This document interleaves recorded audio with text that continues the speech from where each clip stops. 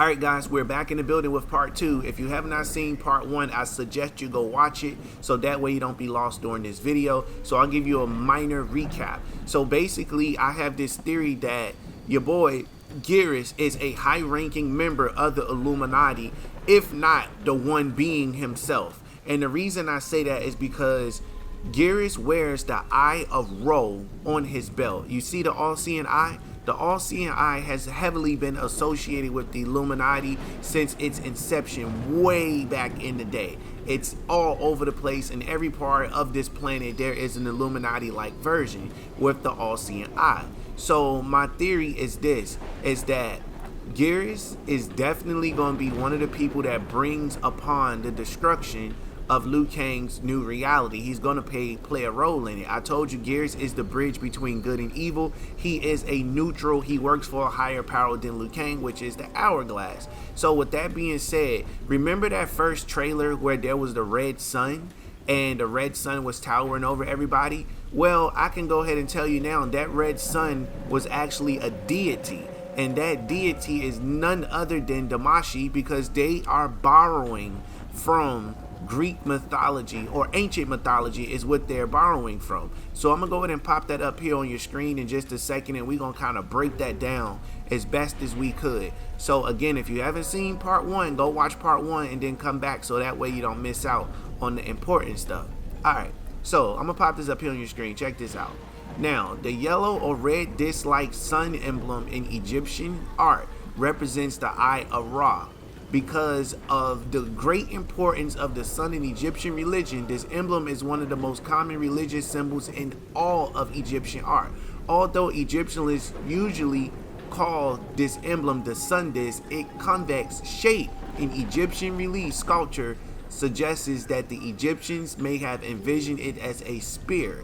Now, the emblem often appears atop the heads of solar associated deities, remember that part, including Ra himself, to indicate their links with the sun. The disc could even be regarded as Ra's physical form. At all others, the sun god in various forms is depicted inside the disc shape as if enclosed within it. The Egyptians Egyptians often describe the sun's movement across the sky as the movement of the barquet carrying Ra and his entire entourage of other gods. And the sun disk can either be equated with the solar barquet or depicted containing the barquet inside of it. The disk is often called Ra's daughter in Egyptian texts. As the sun, the Eye of Ra is a source of heat and light, and it is associated with fire and flames. It is also equated with the red light that appears before sunrise and with the morning star that proceeds and signals the sun's arrival. Now, a lot of y'all probably scratching y'all head if you're not old enough to understand this. So I'm gonna go ahead and break it down. I'm gonna go ahead and dumb it down for you. So basically, in so many words, Mortal Kombat likes to borrow from real life a lot. For example, the entire franchise of Mortal Kombat was basically a parody of movies, and it was just a parody of everything. We know Johnny Cage was a parody of Jean-Claude Van Damme. We know Liu Kang's a knockoff of Bruce Lee. We know Raiden came from what is it called? A Little Big China. He came from a movie called Little Big China. And then we know Kitana also is a knockoff of another character. I can't remember her name offhand, but I know at one point in time Kitana was called Kitsumi. Kitsumi was actually her name at one point, you know? So basically Darius is a knockoff of Blade. So now that I've given you those tidbits of details to let you know that MK likes to borrow from real life a lot, this time around they're going to be using, I want to say, Egyptian lore is what's going to happen. Now you see Ashura on your screen with this sword about demons and angels and stuff like that. So we are going to be deep diving into that in this Mortal Kombat 1 video game. Now when it comes to Melina has the Tarkat disease. There is a such disease in real life that causes a person to go mentally insane, mentally ill, and that's the disease that Melina have. It's something like rabies or something like, it's like a version of rabies. So I gotta tell you, NRS is extremely freaking clever for how they are crafting these stories. And your boy Geras, as I mentioned before, is the bridge, and I'm gonna keep saying it, between good and evil. This man is basically the new one being, because the all-seeing eye sees it all, knows it all, and hears it all. Simple as that, straight up across the board. So the person I'm looking forward to the most is definitely, for me, it's gonna have to be Geras, straight up. Now I'm gonna go ahead and pop something else up here on your screen so we can continue with this, because I got some proof that I'm trying to put in y'all face. So go ahead and check this out real quick, and we're gonna speak on it. Where is it? Is it on you? All right, here you go. So you see this, right? This is from the original trailer. This is the red skies, the red skies. Now remember, what did it say? It said that it was going to be a red spear with some yellow around it. And what do you see? A red spear with some yellow around it. Now, a lot of people thought it was an eclipse. Sorry, people, this is not an eclipse. This is related to the Eye of Ra. That's what it's related to. Now, this needs to be broken down way more. I'm not going to do it in this video. If you guys want a part 3 of this Illuminati saga, let me know. But I am here to tell you there are at least 5 other gods that are tied to this entire series, but I'm only focused on Geras for this point of the video. So there are 5 gods, and I'm pretty sure one of those gods is probably going to show up in Mortal Kombat to confront Liu Kang. Now, it did also say that the mother of Ra was a woman and she had a daughter. Guess who that is? Kronika. Kronika's a Titan, and she had a daughter, which was Cetrion's an elder god, who had a brother, which was Shinnok, which was a fallen god. So with that being said, it all lines up so perfectly if you pay close attention. So if you guys would want a 1-hour documentary on this, you gotta let me know, because I ain't got no problem digging super deep into all of this stuff, but I really don't want to put nothing out there if you guys ain't interested in hearing it, or if it's too deep, because I know the Illuminati scares a lot of people. It scares the crap out of a lot of people. I don't want no smoke with them boys either, at all, you know? So I'm trying to keep it as video game friendly as possible. Like I said, FBI, CIA, whoever's listening, y'all ain't gotta worry about me at all. I just like to play video games, eat fried chicken and watermelon, and I like to do hood rat shit with my hood rat friends. That's it. Y'all ain't gotta worry about me trying to overthrow y'all organization or nothing like that. That's too much work, and I ain't got time for all of that.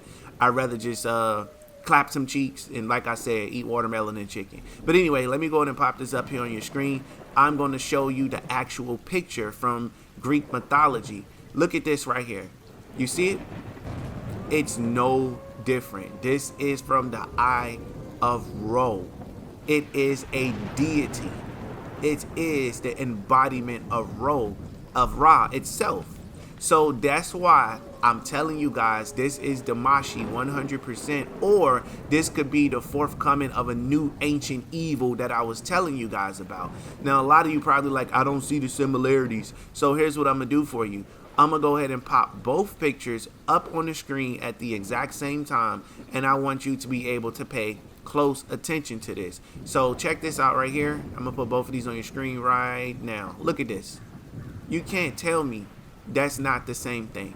Now, I screenshotted it or whatever, so that's why it probably looks a little off, but it is definitely an identical match to the Eye of Ra. That's what it is. So we got to watch out for Geras. I think Geras is going to be one of the most very, very important characters ever.